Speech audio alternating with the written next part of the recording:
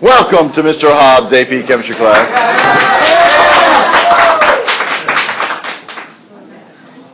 Feel free to subscribe to my YouTube channel. Okay. All right. Yesterday we learned how to draw Lewis dot structures. What's up with that? Yeah. No. Hey. No. Go. Mr. Gorbachev, tear down that wall. That was a Ronald Reagan quote. Yes. Okay. All right. Now, yesterday we learned how to draw the Lewis dot structures. Today the goal is to talk about the mechanics. The mechanics of how covalent bonds form. And at the very end of class yesterday, we began talking about the two different ways in which orbitals can overlap to share electrons. And what were those two ways? Pi bonds and sigma bonds. Sigma bonds and pi bonds. The first bond is always what type? Sigma. What type of orbitals can form sigma bonds? All. Any type of orbital. S, P, D, F, and what we're going to talk about today, these hybrid orbitals.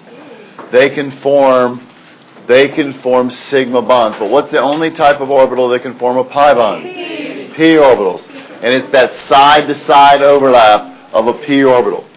So, just to kind of summarize that,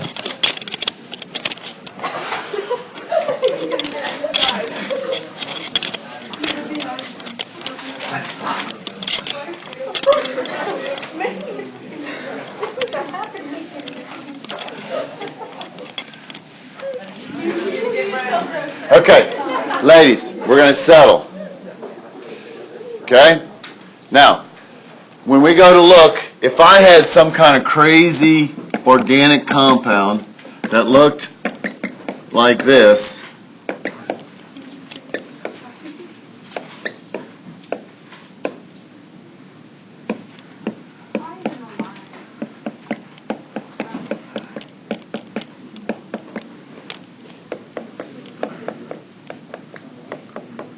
and I wanted to determine how many sigma bonds and how many pi bonds there are.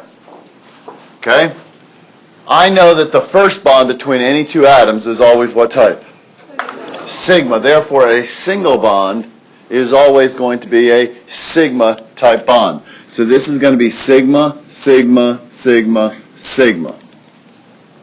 Now in a a double bond, the first bond is going to be sigma, but the second bond is always pi. So a single bond we know is sigma, but here in a triple bond, we're going to have a sigma, pi, pi. Sigma, sigma, pi, sigma, sigma, sigma, sigma. So it's really easy to know what type of bond, what type of overlap it's going to be, simply because a single bond is always a sigma type bond. The second and third bonds of a double or triple bond are always pi bonds. And those are always, no exceptions. Okay? And again, a sigma bond, if we're looking at this is like a p orbital with a s orbital. A p orbital is going to be here. An s orbital is going to be spherical. Here's the nucleus, here's the nucleus. The overlap lies on the line drawn between the two. This is a sigma bond. But a pi bond, the second and third bonds, are always going to be p orbitals that are side to side. The overlap is here and here. Here's the nucleus, here's the nucleus. The overlap does not lie on a line drawn between the two nuclei. Only p orbitals do this. It's a side to side. It's a much less of an overlap. The electrons are not between the two nuclei, so they're not drawn as much towards the nucleus as in a sigma type bond. So, have you ever heard of the term partially hydrogenated vegetable oil? You see it on if you ever look at the ingredients on any kind of snack food or whatever. They'll have that partially hydrogenated vegetable oil, partially hydrogenated soybean oil. Okay, that means they've added some hydrogens to it. When they add hydrogens to something, they take it from being polyunsaturated, meaning having multiple double bonds, to being more saturated, because that makes it more of a solid. It makes it taste better. It makes it improves the food quality of it, but it's also less healthy for you. Okay, so if it tastes better, it's less healthy. So when they partially hydrogenate, that means they add hydrogens and they begin breaking these double and triple bonds and putting hydrogens here instead. Because, carbon can form 4 bonds, so when it's all single bonds, you can have 3 around. So if I broke this double bond right here and added hydrogens to it, I could put 1 hydrogen more onto each carbon. We say that the carbon is unsaturated when you have a double or triple bond because you can add more hydrogens to it. So when you talk about saturated fats versus unsaturated fats in food, it's talking about, does the carbon have any double or triple bonds? If it's unsaturated, that means there's room for more hydrogens. So when you break that double bond, when you partially hydrogenate it, you're breaking the double bonds and the triple bonds, adding hydrogens. But the point I'm going to make is the bond you're going to break is going to be the pi bond. It's always the bond that breaks because it's the weaker of the two. It's less overlap. So it's always the pi bond that breaks. So because the first bond is always going to be a sigma type bond. So you break the pi bonds when you add hydrogens or you do chemical reactions where you break the bonds. It's always the pi bond that gives way. Anthony. Not yet. But when I start talking about structure, we're going to learn about it. Okay? So that's what we were talking about at the end of class yesterday, the whole idea of saturated, the whole idea of sigma and pi bonds. Okay? Now today, we need to look at, all right, well, when things bond, how do they bond? And what happens is that many times we form new orbitals, molecular orbitals, the electrons shift and rearrange. Now, what again is the definition of an orbital?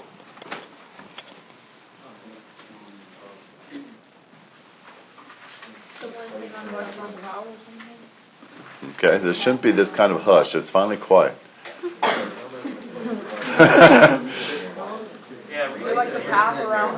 Yeah, Reese in here. That's what it is. That is on public domain now. Okay, orbital. What's the definition of an orbital? Okay, y'all listen. Matt's going to say it. The place where you have the highest probability of finding an electron. The most probable place to find an electron. So it's basically where the electrons are hanging out around the nucleus. What's it based on? The levels and sublevels are all based on what property of the electron? Why do we call it the quantum theory? Of energy, thank you. They're all energy levels, energy sublevels. The electron, where the electron is based upon the energy that it has. How strongly attracted is it to the nucleus? They're energy levels, energy sublevels. The quantum theory means the electron can only have specific amounts of energy. Okay?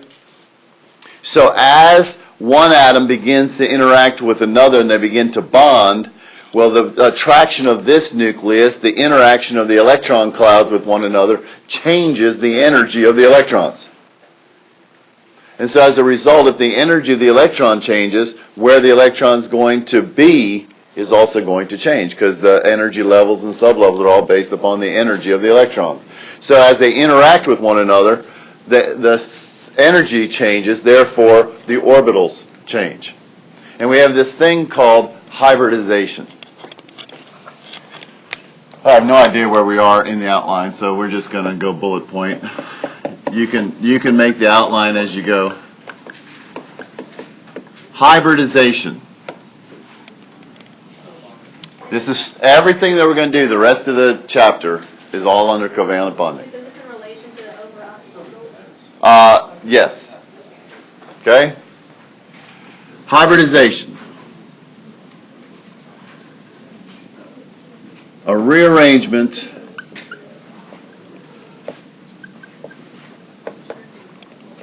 of electrons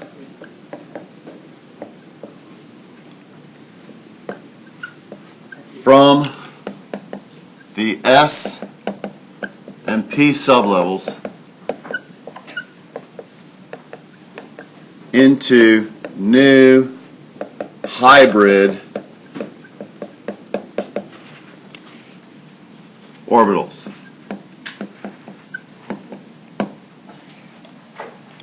Okay? So if we take an S orbital and a P orbital and we hybridize it. What is hybridization? What do you think of when you think of hybridization? Two things go together. If I take a red rose and a white rose and I hybridize it, I take a hybrid of it, I'm going to get a pink rose. Not a purple rose. You're going to get a pink rose. Or you could get a polka dotted rose. Okay? Now, would it be a red polka dot? A white polka dot? Let me ask you this. If it's a white rose with red dots, is it a white polka dot rose or is it a red polka dot rose? I'm a little lost. Oh, man. Okay? Because the song that says, she wore an itty-bitty, teeny-weeny, yellow polka dot bikini. Okay? So, Yellow polka dots. what color was the bathing suit? And what color, was it yellow dots or was it a yellow bathing suit with the other color? Because on the commercial that they did, like on Gap or something about a year or two ago, it was a yellow bathing suit with red polka dots on it. Red. Okay? Yellow. It should be red with like black polka dots. It should be yellow with black polka dots. No, it should be Okay, red. anyway, hey, something for you to ponder over Thanksgiving. What color is the itty-bitty, teeny-weeny, tiny polka dot bikini? It's Yellow polka dot bikini. Okay. All right, so the point is, if you take a red rose and a white rose, you get something in between. If we take an S orbital and a P orbital, we get something in between. We end up getting a fat lobe with just a little tiny part over here. This is your hybrid orbital. Now, again, remember, an orbital is nothing more than the most probable place to find an electron. So all that means is instead of the electron hanging out in a spherical area or in this dumbbell shape based upon its energy in a staining wave pattern, because of the interaction of the other atoms and the other nucleus and the other electrons in the electron cloud, the electrons then are just going to change where they're hanging out. Now, this whole theory came about because if we look at how carbon and hydrogen combine, a very simple methane in our natural gas is CH4. We know CH4 exists. Okay? But if I look at the electron configuration, the arrow diagram for carbon, it looks like this with its 6 electrons. And we see carbon, it's in the second column of the P sublevel, it should be 2p2. So if I was to draw, this is my ground state. If I was to draw and figure out how this is going to bond, my Lewis dot structure really would look like this, with a pair of electrons in the 2s, and then 2 unpaired electrons in the 2p. And so then when hydrogen came in to bond with it, the hydrogen could come in with its electron and bond here, and this hydrogen would bond here, and we'd end up having CH2. Now, carbon doesn't get a filled octet. CH2 does not exist in nature. So we have to figure out, okay, well, how does carbon bond then? Well, it only kind of makes sense then, well, maybe an electron from the S, just as they interact with one another, the electron from the S can get promoted up into the P. And so we could have a 1s, a 2s, a 2p, now we could have it look like this. And we'd call this an excited state. Because we have an electron now in the upper sublevel without the lower sublevel being filled. The Aufbau principle is no longer being satisfied. It's an excited state. So now we could have hydrogens come in and bond at each spot, and we could form the 4 bonds. Okay? But we would then have the carbon, and I'm just going to do the valence electrons, with our 2 electrons in the s, and then we have our p's, and we'd have the hydrogen come in here, hydrogen come in here, hydrogen come in here, do my sigma bonds, and then somehow a hydrogen try and squeeze in there with the s electron. But stereochemically, just in terms of the geometry and the arrangement, that's very hard for that electron to get in there. Plus, what is the angle between all of the p orbitals? How are the p orbitals arranged in reference to one another? How are the p orbitals? There's 3 of them, right? 90 degrees. Why? They're on the axes, right? We have the px, we have the pz.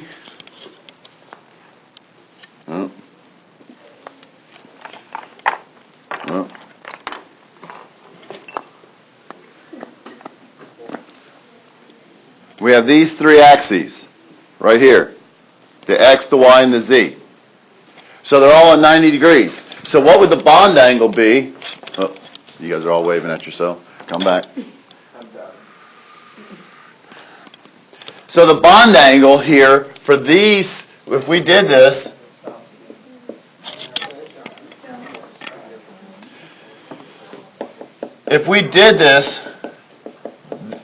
three of the bonds would be with the p orbital, would be identical, and they'd be at 90 degrees, where then one of the bonds would be with the s, and it would be completely different in terms of the characteristic of the bond. But experimental evidence tells us that in CH4, all 4 bonds are exactly identical. So the excited state doesn't really work to explain the bonding in CH4. So then what is said to happen is that after the electron gets promoted, the hydrogen doesn't bond there. We have the excited state, but then the electrons, as the hydrogen begins to interact, the electrons rearrange to maximize bonding. And they go to what's called the hybrid state. And it's going to be somewhere in between energy of the S and the P. They're all going to kind of pool their energy together, and they're going to come together, and they're going to make 4 hybrid orbitals. And it's going to be called sp3 hybridization, because the s orbital and all 3 of the p orbitals are going to change, combine, and then go to 4 equivalent degenerate orbitals. And so now we'll have 1 electron into each. Yes, ma'am. Okay? So we get 4 hybrid orbitals that are a little bit more energy than the s, a little bit less energy than the p. And again, energy always means how much are they attracted to the nucleus. Now these 4 hybrid orbitals are going to orient themselves the farthest distance apart. We're going to get 4 of these hybrid fat orbitals. We don't even worry about the little part. And so this is an sp3, this is an sp3, this is an sp3, and sp3. So now the hydrogen can come in and bond equivalently with each one.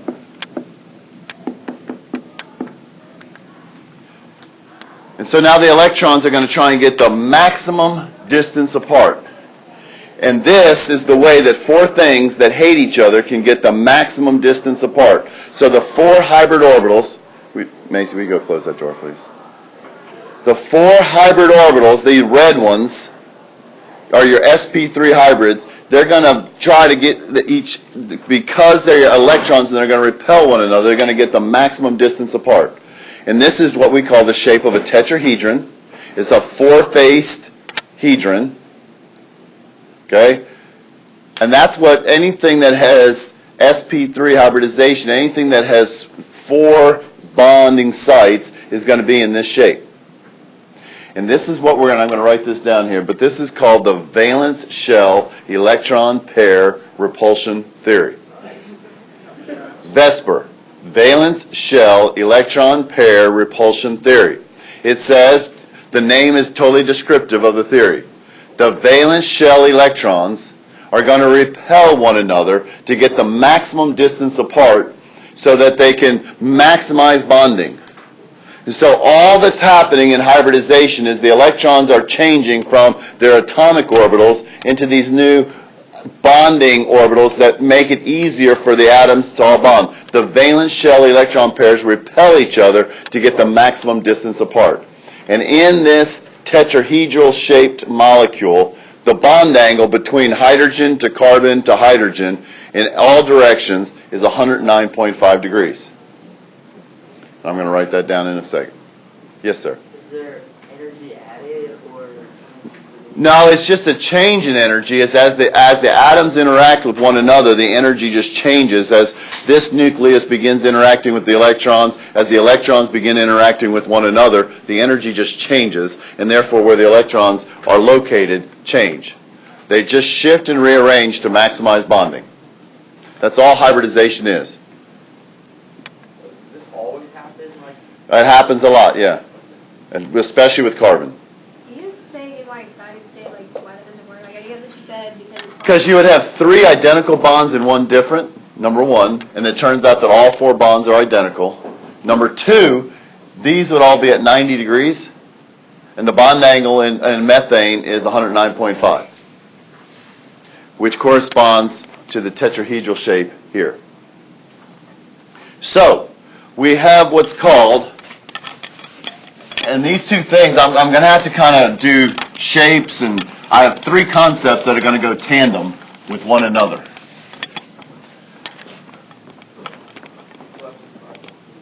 Let's go with this one. So, the valence shell repulsion theory, valence shell, oh shoot, I forgot the electron pair.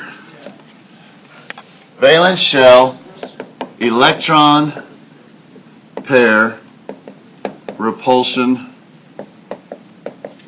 theory.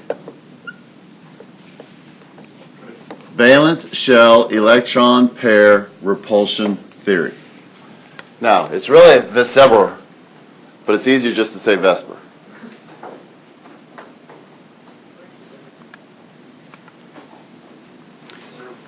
So this says that the valence electrons, those are your bonding electrons, repel one another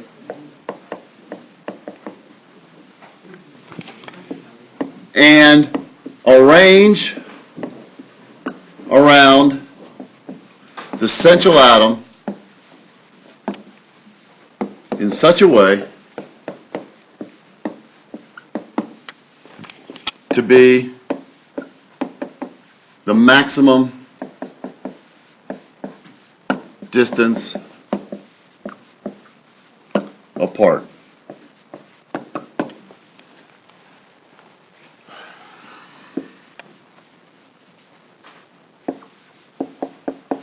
With all molecules,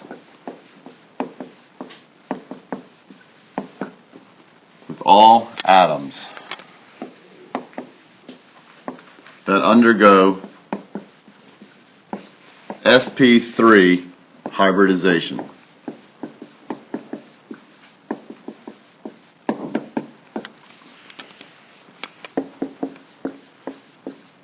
The 4 hybrid orbitals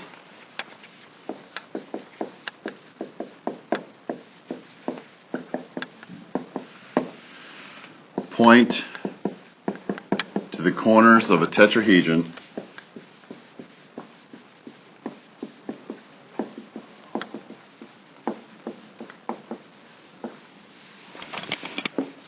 with a bond angle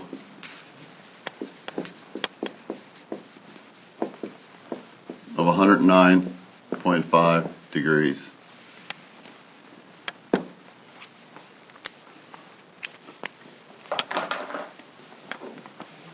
All of that in words means that the molecule is going to look like this.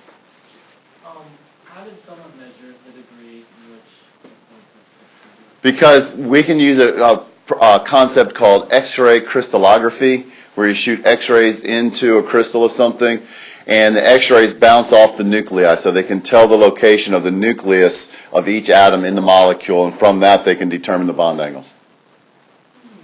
Is this the thing you were telling me you learned on like AP Chemistry? Yeah, when we get to, this is SP3, when we get to SP, which will be in about 10 minutes. Yes.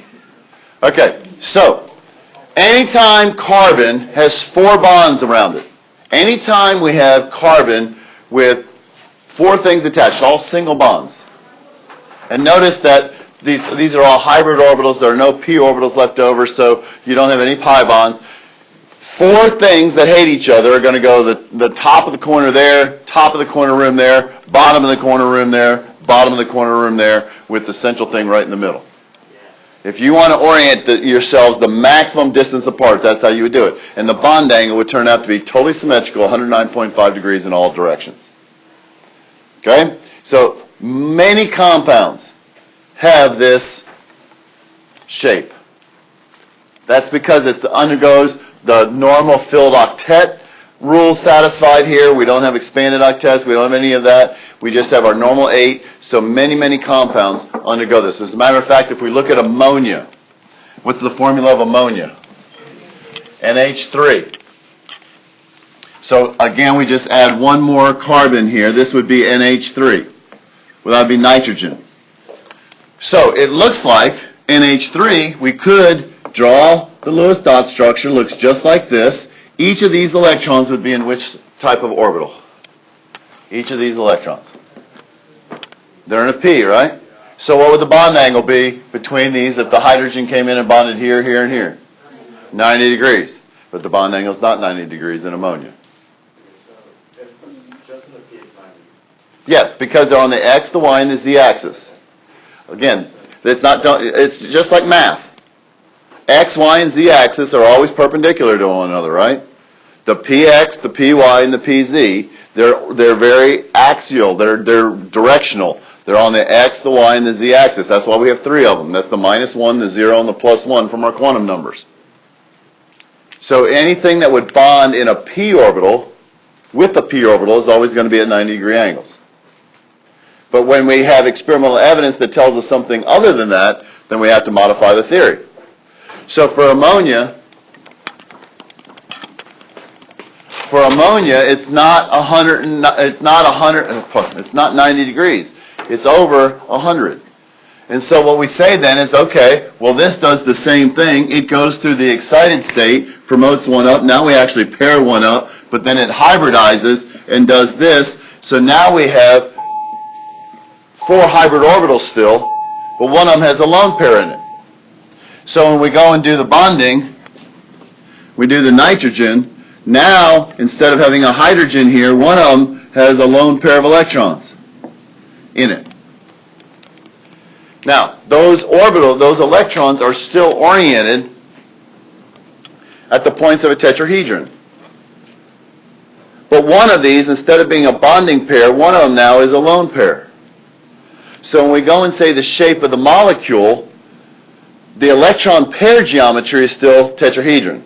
Because there's still a lone pair of electrons up here. So you got a pair of electrons here, here, here, and here. But this, when we say the shape of the molecule, we just play dot to dot with the nuclei. So now we've lost the leg of the tetrahedron. Now we call it a pyramid. It's a pyramidally shaped molecule, ammonia. So NH3 is pyramidal.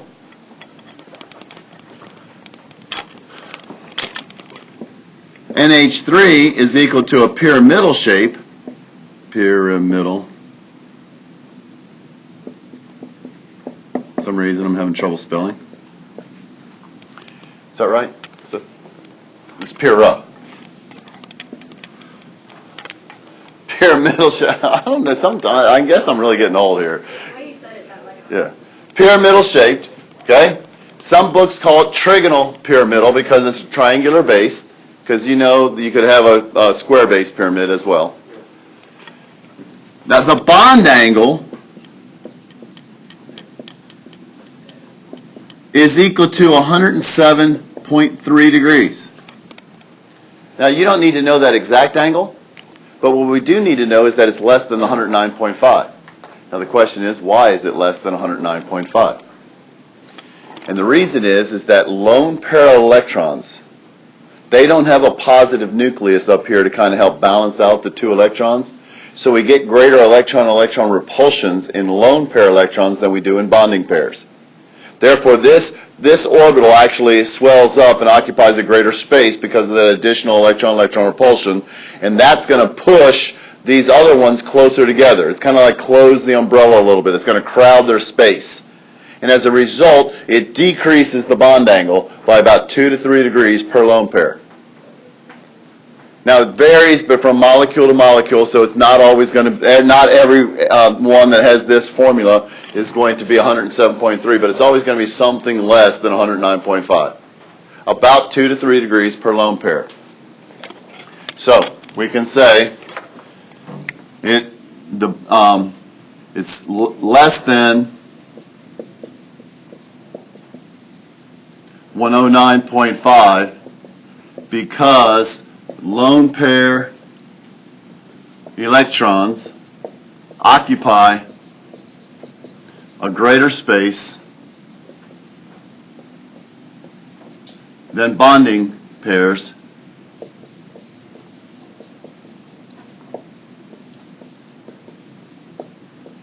causing the bond angles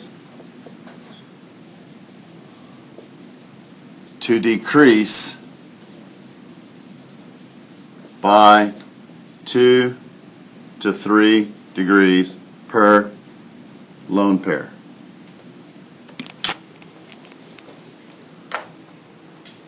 That's still sp3 hybrid. Yes. Okay? So it still has the S in all three of the P's. What this means is that the S in all three of the P's have changed. Nothing stayed the same. So you had 4 orbitals to start with, an S and 3 P's, and now we have 4 hybrid orbitals, the law of conservation of orbitals. However many orbitals you start with, you're going to end with that many orbitals. It's not really a law, but it sounds good. Okay? Orbitals, you always, however many you start with, that's how many you're going to get. Is somebody else there?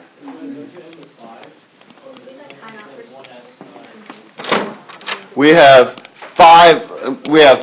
4 electrons. We have 5 electrons, but in 4 orbitals. Okay? Now, let's even look at water. Water, if we have H2O, how many electrons does oxygen have?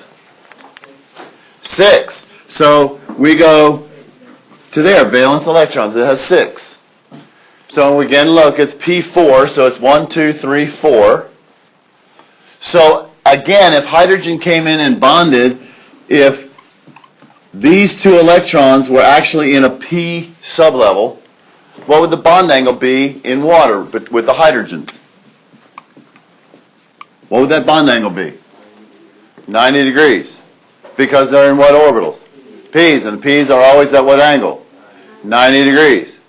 Px, Py, Pz. But the bond angle in water is not 90. It's 104.5. Okay? So, what's going to happen is it's going to go through and do the same thing, promote the electrons up, go to the excited state. But now, instead of staying there, it's going to hybridize. And so now we're going to have 2 lone pair of electrons. So when it goes to bond, now, instead of bonding here, now we have 2 lone pair of electrons in those orbitals and 2 bonding pairs. But we still have 4 pair of electrons around the central atom. Those electrons still occupy a space. They still repel one another. So we're still going to be at the points of a tetrahedron, but this time now, pick one, anyone, is going to be a lone pair. So now we have 2 lone pair and 2 bonding pair. Still 4 orbitals. Still 8 electrons around the central atom. But now we have the shape, we're going to say, is bent. You can see either say bent or nonlinear. I think bent. Some may even say angular. Bent's the easiest one.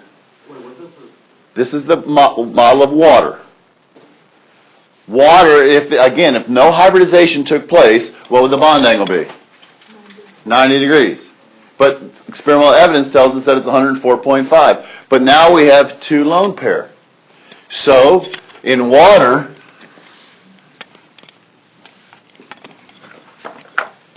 H2O, we say the shape is bent, and the bond angle is 104.5. Why 104.5? Wesley? 4 to 6 degrees, right? Because it's 2 to 3 degrees per lone pair. Since we have two lone pair, those are both going to swell and repel each other even more, pushing the other ones even closer together. So it's still greater than 90, but it's less than 109.5. So when you have lone pair, again, we're going to have these angles here, and so it's going to be something less than 109.5, around 2 to 3 degrees per lone pair. And that's going to vary again from molecule to molecule. You do not have to know exact angles. You do need to know the 109.5, the base angle. But all you need to know is lone pair cause it to decrease some. One lone pair is going to be some. Two lone pairs is going to be even more. So whenever anything hybridizes, its base is 109.5. Well, if it's sp3 hybridization. Okay? Its base is always on it. So that's what we call the electron pair geometry. Because regardless of whether there's atoms bonded to it or not, we still have 4 electron pair domains, is another way they say it. Another 4 places where electrons are going to be.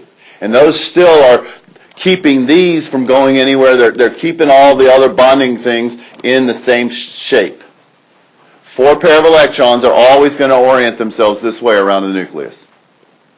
Shape of a tetrahedron. So the electron pair domain is always tetrahedron. The molecular shape, though, changes depending upon whether they're bonding pairs or lone pairs. So if they're all bonding,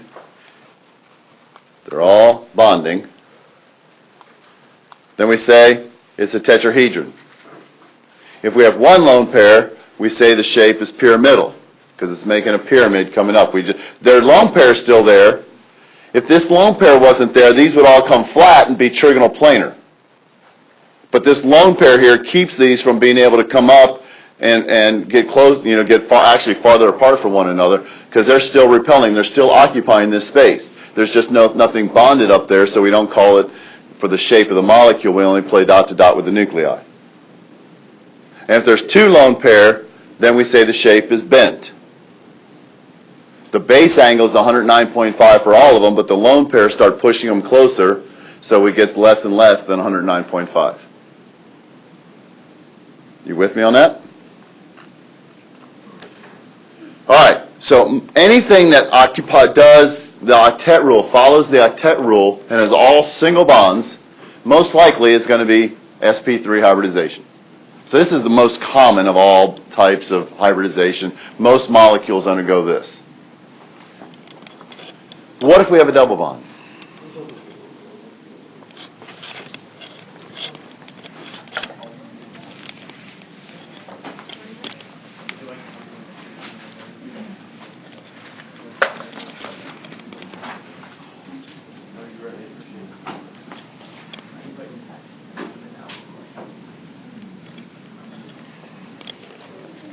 Okay, let's go back to carbon.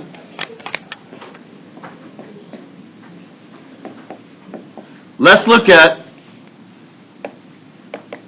this compound, C2H4.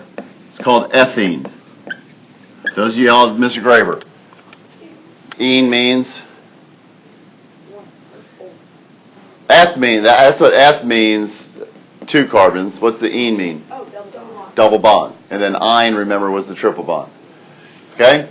So, if I'm looking at this, how many sigma bonds, how many pi bonds do I have? 1 pi. 1 pi. Sigma, sigma, sigma, pi, sigma, sigma, right? Okay? I'm going to stick with that. So, each carbon, if you look at each carbon individually, Each carbon has 1, 2, 3 sigma bonds and a pi bond. Now, what's the only type of orbital that forms pi bonds? P. So, here we have our ground state for carbon.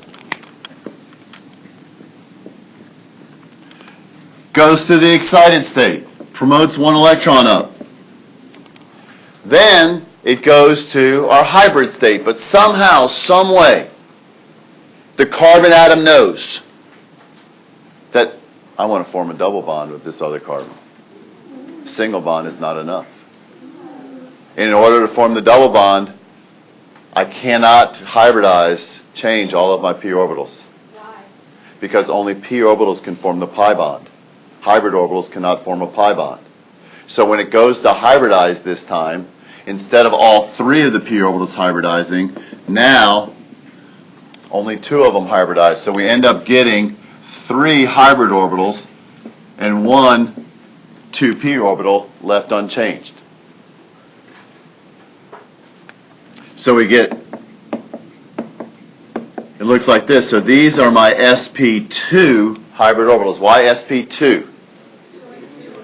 2 p orbitals changed, leaving 1 unchanged. This is the one that's going to form my pi bond. So does the other carbon have that? The other carbon does the exact same thing. So now what that means is that the 3 things that hate each other, the maximum distance apart that they can get is at the points of a triangle. Okay, because now they can get, what's the interior angle of a triangle? Okay, if I do, that's not 180. If I do, what's the interior angle going to be here? No, that's not this. It's got to be 360 all the way around, right? So it's going to be 120, which is greater than 109.5. So when they're bent down, this extra orbital right here pushes it down and makes these 3 closer. But if you take this one away, they can come up and be flat and go from 109.5 to 120 degrees, get even farther apart. So it's the hybrid orbitals that determine the direction and shape. So we're going to end up getting 3 hybrid orbitals that are oriented 120 degrees. This is sp2, sp2, sp2. The other carbon's doing the exact same thing. So here's my sigma bond between the 2 carbons. Then I can put my hydrogens out here.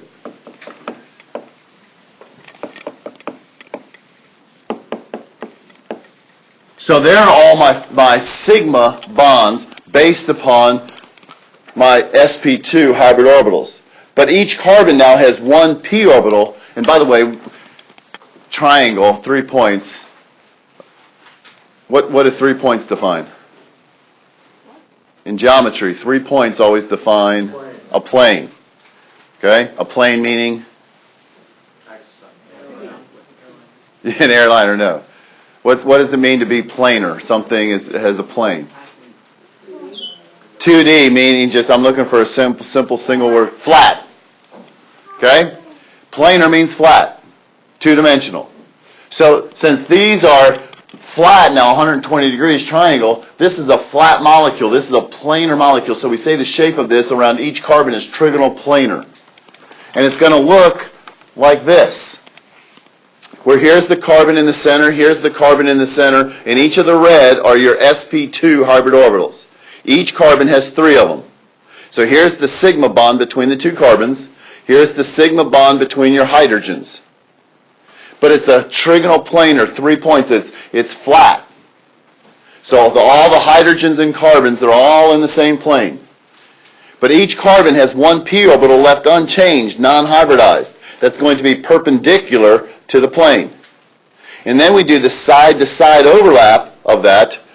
I've got to get in the camera here. The side-to-side overlap of that, and this makes my pi bond. So the reality is it's going to get closer, and these 2 orbitals actually overlap. And that's the pi bond. Now, this is 1 pi bond. The above and below constitutes 1 bond. It's not 2 bonds. Because remember, the p orbitals has 2 lobes, but it's 1 orbital. So this is the overlap of a p orbital from 1 carbon and the p orbital of another, overlap side to side, making my pi bond. This is much weaker overlap, much less direct overlap. This is, it adds strength to the bond. The double bond's stronger than a single bond, but it's not, this bond isn't as strong as the sigma bond. So if we try to draw it, which is always a challenge, okay, the p orbital is going to be perpendicular to the plane, and it's going to overlap above and below. This is my pi bond. Sigma, sigma, sigma, sigma, sigma. So this is sp2 hybridization. Anytime we have a pi bond, we have to have a non-hybridized p orbital in order to be able to form that pi bond. So you cannot have a double bond with sp3 hybridization because there are no p orbitals left over. Okay?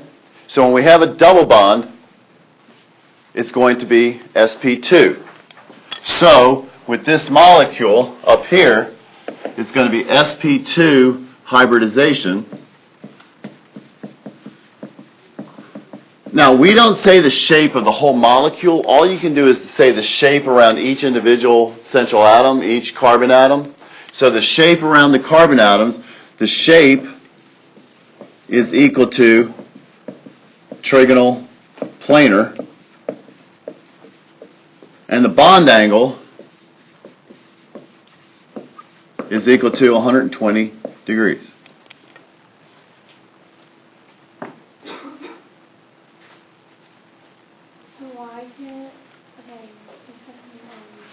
Hold on. Why can't it be sp3? Because what, again, we're forming a double bond. What's the only type of orbital that can form a double bond? A p orbital. sp3, how many p orbitals do we have? After everything hybridizes, what does the fact of sp3, what does the 3 mean in sp3? All 3 p orbitals have changed, right? So are there any p orbitals left over to form a pi bond? No. Only p orbitals can form pi bonds.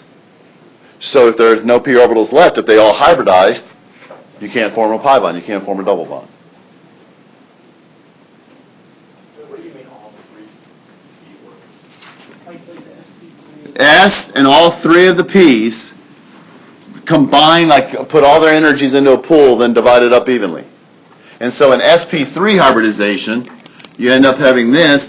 You have 4 equivalent orbitals. And then sp2 means Two of the p's have hybridized. One of them stayed unchanged. Like why do some only take Because they want to form double bonds. Now, I mean, it's the conditions of the reaction. I mean, how do they know? I don't know. So they go from ground It's a miracle. to the excited state, and then from the excited to hybrid. To hybrid, and depending upon how many sigma bonds versus pi bonds is the type of hybridization. So just like in sp3, how like the base bond they would 1.925. Yes. Now, so in any time it's sp2, the electron pair geometry is always going to be 120. Now, when you go to have a lone pair in this, here, if one of these is a lone pair, it's not as, it doesn't have as much of an effect on the bonding pair because we're already 120 degrees, so there's already a lot more space. So the amount that it causes the bond angles to decrease is much less. It's only like 1 degree or so. It will be a little bit less, but not as much because there's more space, so it's not as crowded in the 120. All right? Yes, ma'am. Probably a dumb question, but like, what exactly is the bond angle? The bond angle is from this nucleus to this nucleus to that nucleus. It's that bond angle. And then it's also, you can talk about this nucleus to this nucleus, okay, to this one. It's 120 in all directions. Yes, Cameron? So, double bonds are always going to be sp2. SP2 or SP3, or SP. I mean, but it's never going to be SP3. Okay. Yes? Like, why the bond angle like split so much? We're looking at 360 for like that one for the other. Again, it's a matter of how far the electrons can get away from one another. It's the hybrid orbitals. It's the valence shell. Y'all stay with me. It's the valence shell electron pair repulsion theory. The electron pairs of the valence shell are going to repel to get the maximum distance apart. So when you have 3 electron pair domains, they're going to arrange themselves trigonoplanar. That's how 3 things. The pi bonds, these are just kind of way above, and so they're kind of on a different plane, so they're not having the effect as far as directing the shape. The hybrid orbitals always determine the shape of the molecule. What if we have a triple bond?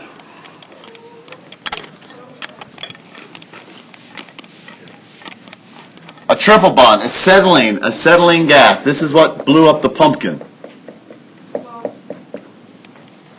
The official name is ethyne. 2 carbons, triple bond. The common name is acetylene. Again, that's what we produced with the calcium carbide in the water, made acetylene gas. We lit it, blew the pumpkin up. And I told you I went home and did that for my men's group, and I had a really big boom out my back porch. I mean, it was loud. I was expecting the police to show up. And so, I mean, anyway. Sigma, sigma, sigma, pi, pi. So now this time each carbon has how many sigma, how many pi's? Each carbon has 2 pi and 2 sigma, right? So if I'm going to have 2 pi bonds, I'm going to need how many p orbitals unchanged? 2. So we still start with carbon. Then we go to the excited state and promote it. But this time, somehow, some way it knows it wants to form a triple bond, so only the S and one of the P's hybridize. Leaving me now with 2 unchanged, non-hybridized p orbitals and 2 hybrid orbitals. So now we call it sp hybridization. We don't say the 1, we just assume it's a 1. sp hybridization. So now when you have 2 things that hate each other, what's the maximum distance 2 things can get apart from one another? 180. So we have the carbon with its 2 hybrid orbitals at 180 degrees. So here's my sigma bond. My hydrogen can come in there, and a hydrogen can come in here and form my sigma bond. But now I have 2 p orbitals left unchanged. This is on the x-axis. The 2 p orbitals are going to be on which axes? The y and z, the other 2. Okay? So that means that I'm going to have a p orbital perpendicular on the y. It's going to overlap above and below, making my pi bond. And by the way, so we have sigma, sigma, and sigma there. But now I also have p orbital in and out of the board. And it's going to overlap in front and behind. That's my second pi bond. Well, this is a better visual. Sorry, got to stay in the frame. Okay? So here is a carbon here. Here's a carbon here. So here's the sigma bond between the 2 carbons, with my sp hybrid orbital overlapping directly. Here's the sigma bond between the other hybrid orbital and the hydrogen. Here's my other sigma bond. So you can see it's totally linear, 180 degrees. But then each carbon has 2 p orbitals on the other 2 axes, on the y and the z axis, and then the 2 on the z axis overlap in front and the back, the 2 on the y-axis above and below, and this is going to be your classic pigs in a blanket, where you have the bonding atoms all in a line, and then you're surrounded by a cloud of p electrons. Okay? Because these electrons are really just going to form this whole big cloud all the way around it. But again, only p orbitals can form pi bonds. So, let's make this easy now. First off, you're never going to have to write this out. Okay? Secondly, you're never going to have to draw these shapes like this. Okay? This is what you're going to need to do. Get your sheet out that we did the Lewis dot structures on yesterday.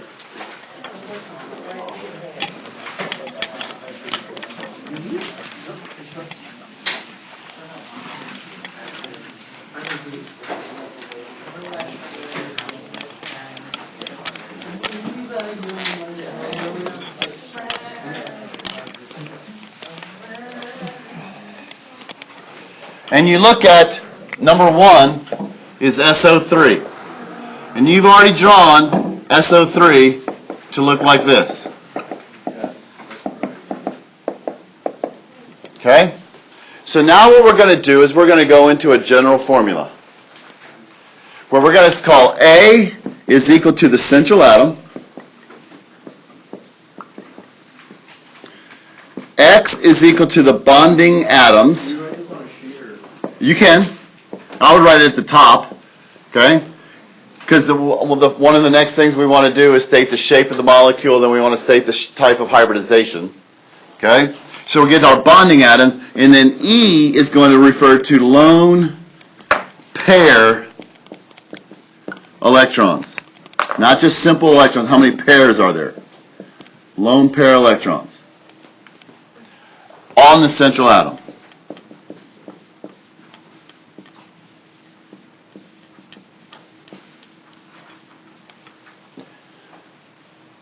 So, given this molecule right here, what would the AX formula be for this?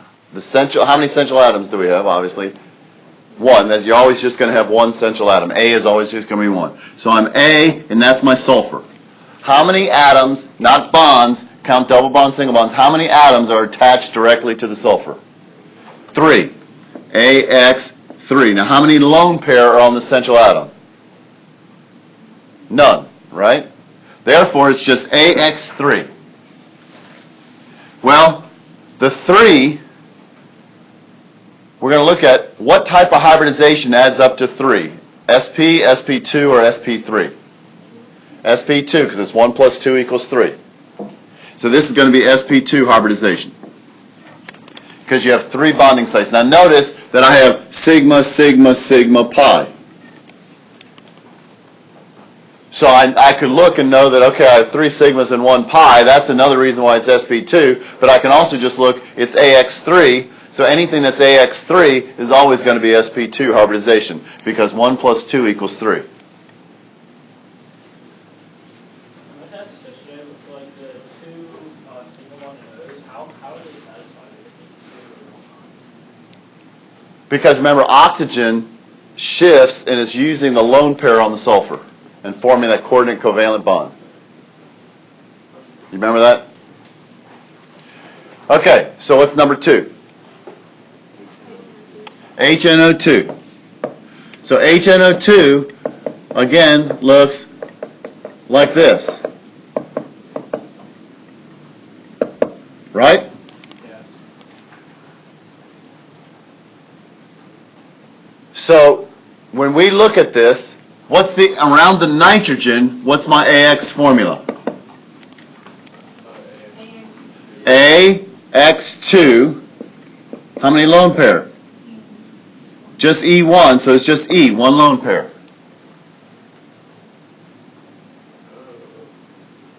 Does everybody see that? AX2, the hydrogen's not attached to the nitrogen. So we don't go, how many, on down the line. How many things are directly attached to it? So A, X2, E. And you only look at lone pair on the central atom. So again now, how many bonding electron pair domains do I have? Well, it's 2 plus 1 makes 3. You just don't count the A. 2 plus 1 makes 3. So what type of hybridization adds up to 3? SP2. Okay? Now what about the oxygen? What's my AX formula around the oxygen? Because each central atom, you don't have a shape around the molecule, you look at each central atom, so the oxygen is going to be what AX formula? Okay? Jen said AX2E2. Why? Somebody else. Because there's 2 2 directly attached to it, 2 atoms, 2 bonding, and then 2 lone pair. So it's AX2E2. What does that add up to? 4. So what type of hybridization is this going to be? sp3. To be honest with you, that's all you have to be able to do for hybridization. Okay, well, to give you an idea, I could have just taught you to memorize this, but then it would have made absolutely no sense to you. At least now you know what it means.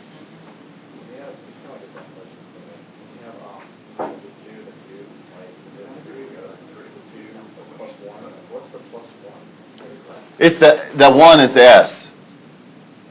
1 plus 3 makes 4. 2 plus 2 makes 4. Okay? 2 plus 1 makes 3. 1 plus 2 makes 3. Count the S as the 1. Because that's how many hybrid orbitals you have. That's how many electron pair domains you have. This is telling me how many electron pair domains I have. I have 2 bonding and 1 lone pair. I have 2 bonding, 2 lone pair. Okay? Now, in terms of shape, and this is what we're about to do. In terms of shape, if I take the sulfur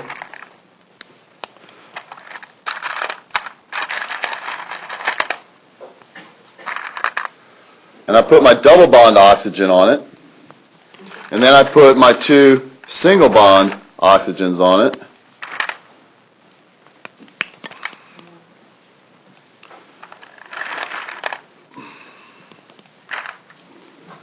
I see that my shape, the shape around SO3, is what shape?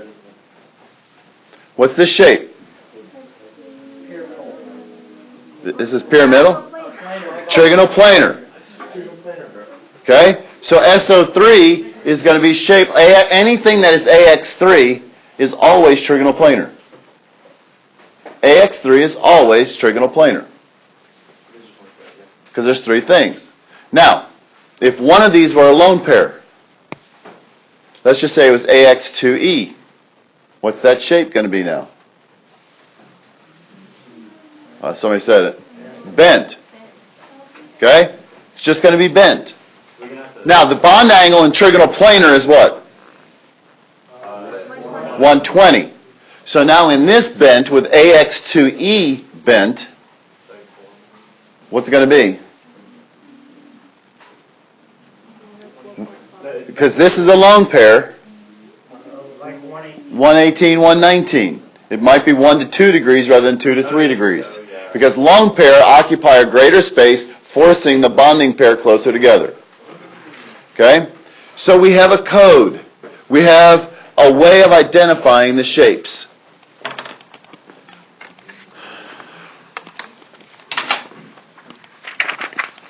So, if I get this out.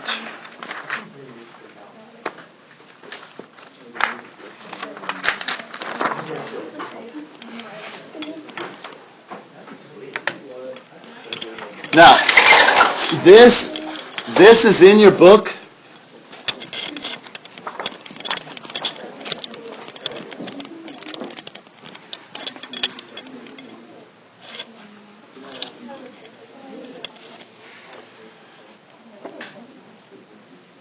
Takes forever.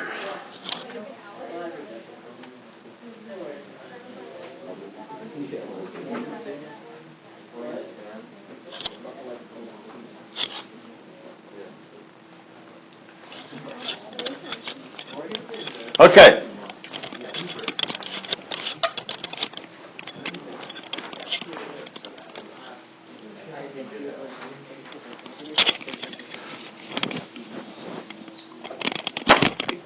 I need to figure out a way to keep this right in the middle. So, this is in your book, but these are the possible shapes that you can have. If you have a triple bond, HCN, we looked at as being a triple bond between the carbon and the nitrogen. Anytime you have a triple bond, it's always AX2. AX2, which is going to be sp hybridization.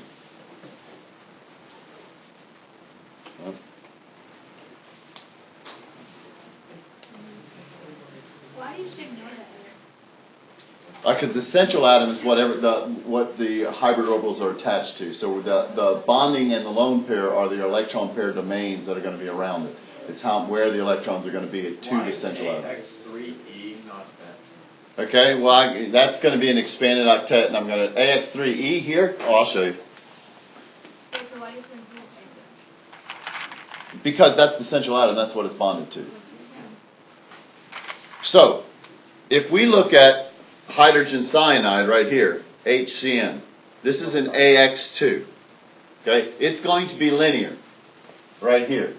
There's no other possible shapes because even if one of these, if we just did the cyanide ion here and just did CN minus, now 2 points, what's the only shape that 2 points can make?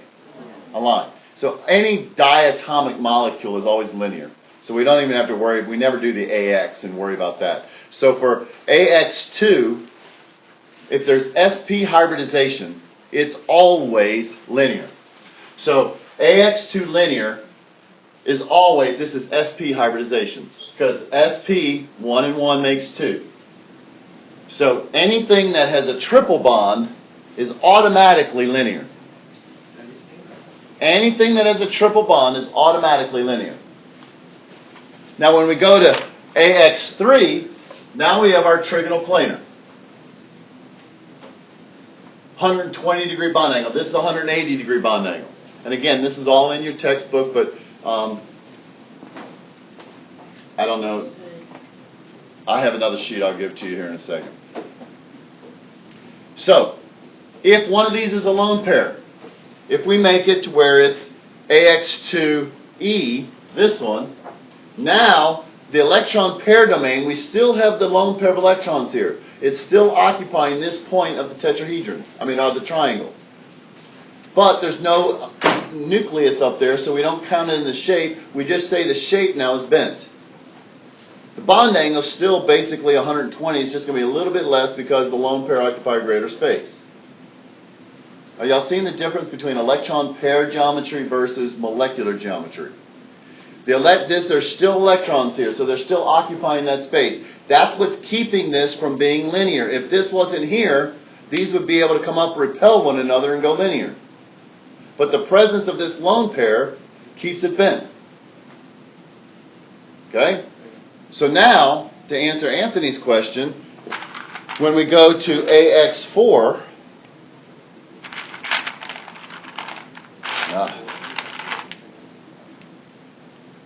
this is the wrong one. Was it Anthony's or was it Justin's? Why you said why is AX? Who asked about the AX3E? Okay, Justin's question.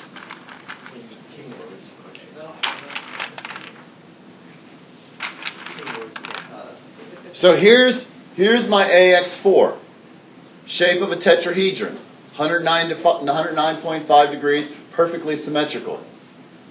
Okay, so 109.5. So that's my AX4. This is my sp3, all bonding, no lone pairs.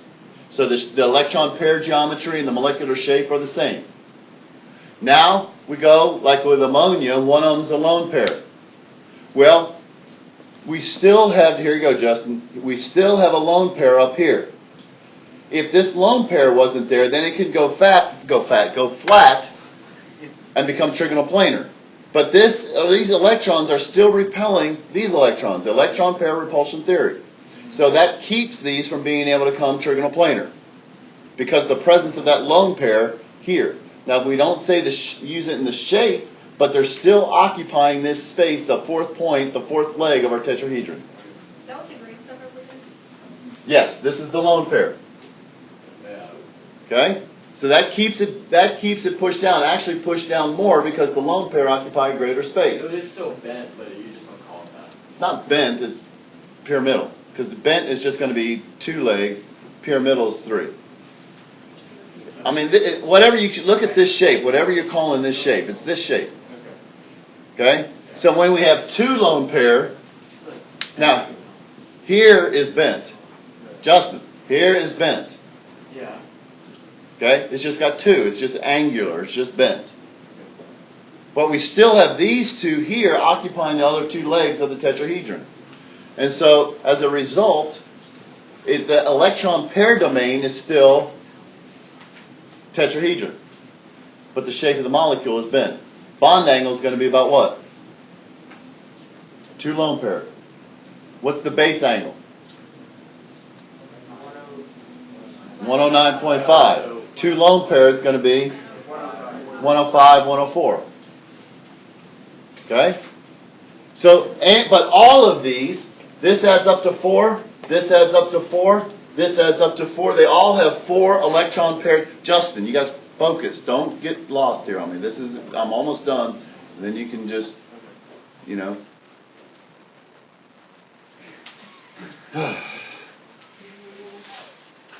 all of these add up to 4. And so they're all going to be what type of hybridization? sp3. Because you have 4 electron pair domains. Whether they're bonding pair or lone pair, there's still 4 electron pair domains. Yes, ma'am. So how do you know that, looking, if you didn't, if it's sp3, how do you know which one it is? Based upon your Lewis dot structure. Okay. So you look and you do the AX formula. Now, the AX formula is never an answer to anything.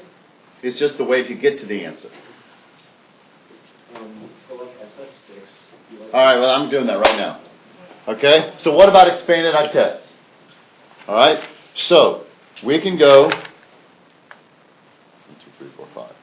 What if we have PCl5?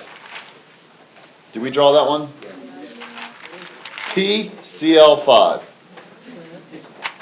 5 things that hate each other. How can they orient themselves to be the maximum distance apart? The valence shell electron pair repulsion theory. Green is chlorine.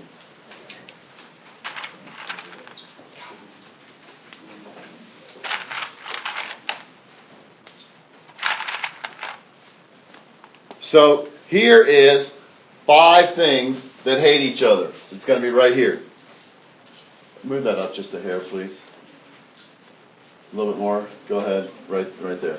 Okay? So 5 things that hate each other is going to be what we call trigonal bipyramidal. Trigonal bipyramidal. No, there's no such thing as sp4 because you only have 3 p orbitals. Now, up until about 3 or 4 years ago, it was thought that d orbitals were involved in the expanded octets. And it would actually be considered sp3d hybridization. So S, 3 p's, and the d all add up to 5. Now they're thinking that the d orbitals are not involved in this, and they're still trying to figure it out, okay? And there's a bunch of different theories, but we don't have to know that. It's beyond the scope of AP, so we're not going to go there. So we don't need to know the type of hybridization or how the bonding occurs. All we need to know is how to draw the Lewis dot structure and be able to state the shape. So here is the shape. 5 things that hate each other are going to arrange themselves in such a way to where we have a trigonal base, bipyramidal. A pyramid on top and a pyramid on bottom. Okay? So what's the bond angle going to be on these? 120. But what's the bond angle going to be here? 90. Okay? So we have a 90-degree bond angle here and a 120-degree bond angle here. So now if one of them happens to be a lone pair in our molecule, lone pair need more space. So the lone pair are always going to come out to where they have the 120 degrees. So these are, by the way, this is called the equatorial positions because they're on the equator versus the axial positions because these are the ones that are on the line. So this is equatorial positions, axial positions. Always going to come out of the equatorial because you got 120 degrees. Okay? Now, this shape doesn't have a shape. Whoops. Ooh, good catch. This shape, so they call it a distorted tetrahedron because it's still kind of like a tetrahedron, but it's kind of out of whack. Distorted tetrahedron or seesaw.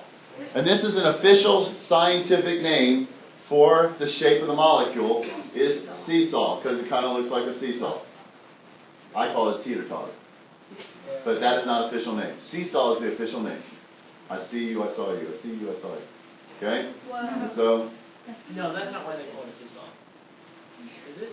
Yes, it's when you jump off, when you're on the bottom and you jump off and I saw you go flying. And so, that's what it is. Wait, did you bring it up? Yeah. Oh. I thought it was, I mean, that was my logical explanation. I mean, I've been saying it for years, but I don't know if it's for sure. Okay? But anyway, the shape, now notice, still 5 pair of electronic domains. Shape is seesaw.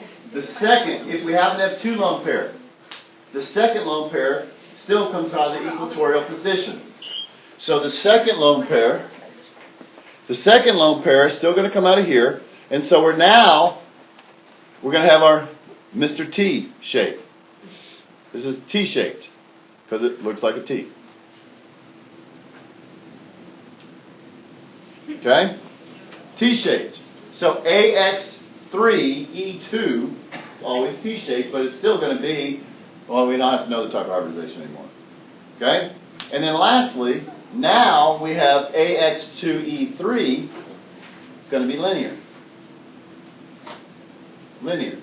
so the shape is in relation to the bonding? To the bond and the ones that are there. But our electron pair domain, our electron pair geometry is still trigonal bipyramidal. Because they're still there, they're occupying the space, and they're still determining the shape of the molecule. It's just, we don't count them as in the molecular shape. So that's 5 things around it. What if we have 6 things around it? And there's only one. What was the hybrid? Well, I mean, again, it would technically, in olden days, we called it sp3d. All adds up to 5. But again, now they don't think that d orbitals are involved, so they don't have a hybridization. So you're not telling me the shape is proven yet? No, they're still working on it. Is there a page in the books for this? Yes, but I'm going to give you a page as well as soon as I finish doing all this. Okay, SF6.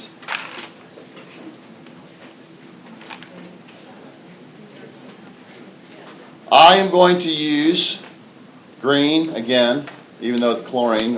There's not a color for fluorine.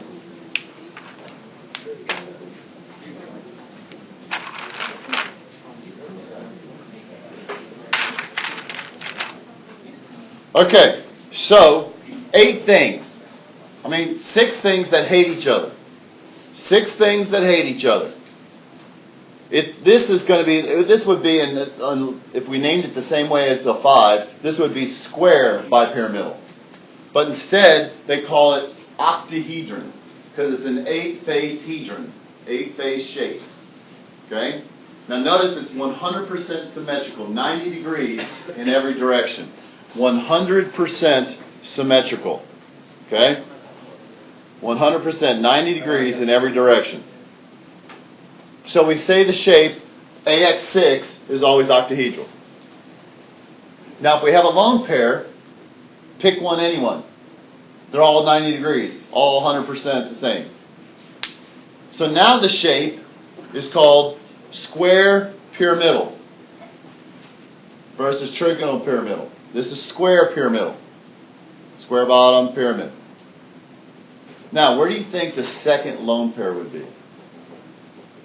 Which one of these would be the second lone pair? Why the top, Madison? That's 100% correct. Okay, so somebody help her. Why would it be the top? So it'll like balance out. So to balance out, what do we know about lone pair? They push the ones. And they occupy greater space, right? And they're going to have more electron-electron repulsion, so the 2 lone pair are going to try and be as far apart from each other as possible. So then we end up getting this really cool planar flat molecule. AX4E2 is a total flat molecule. Square planar. Okay? It's really... And this is what xenon tetrachloride, xenon tetrafluoride is going to look like. XeF4. Okay? So, we can know the shape just by doing our Lewis dot structures. We can know the type of hybridization if it's not an expanded octet. If it's an expanded octet, we don't worry about the type of hybridization. So, get that sheet out now.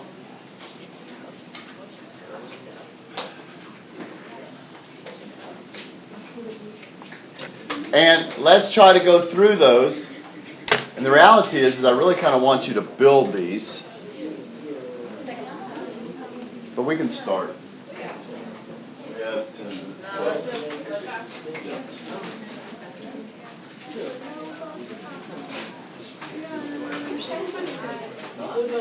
I told you. Okay? Get in groups of 2. Just a Maybe a group of 3.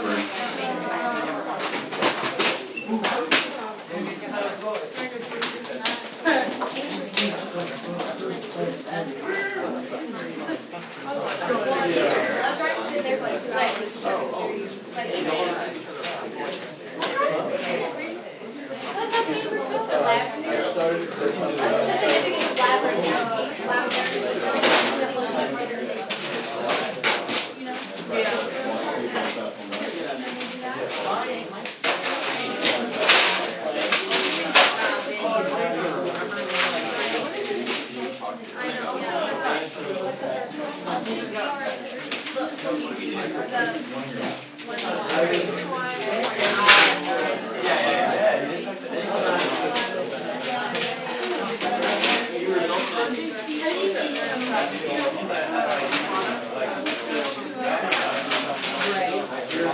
Okay, so what you need to do then is go through. Now I already did the SO3. Build the HNO2. Now remember, red is oxygen, N is blue.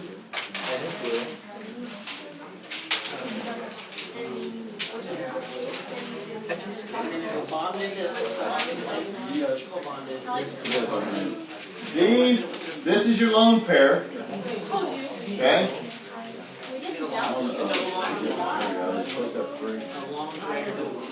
We'll keep out. Okay, this is double bond. Now, double bonds are these, they bend to make the double bond. Make the longest ones that bend form the double bond. So you need 2 of them. Yeah, you need 2 of them. Yes, please. Hey, man.